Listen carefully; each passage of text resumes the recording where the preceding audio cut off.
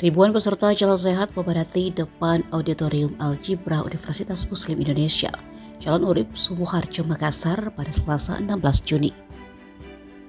Mereka antusias mengikuti Jalan Sehat yang digelar dalam rangka Milad ke-72 UMI, sekaligus menyambut Tahun Baru Islam 1448 Hijriah.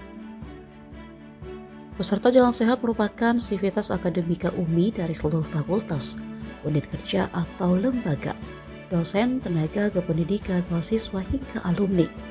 Hadir pula berbagai mitra kerja dan mitra perbankan yang selama ini menjalin kerjasama dengan UMI. Jalan Sehat secara resmi dilepas oleh Rektor UMI Prof. Hambali Thalib, Ketua Pengurus Yayasan Wakaf UMI Prof. Masrura Mukhtar, dan Ketua Pembina Yayasan Wakaf UMI Prof. Mansur Ramli. Momen ini sebagaimana saya sampaikan tadi, kita berharap menjadi motivasi dalam rangka menuju UMI yang lebih berkualitas, menuju UMI yang lebih berkarakter dan bisa mampu berdaya saing.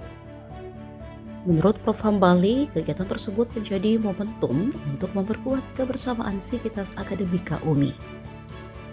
Juga sekaligus membangun optimisme dalam mewujudkan UMI yang semakin maju dan berdaya saing. Download Tribun X sekarang, menghadirkan lokal menjadi Indonesia.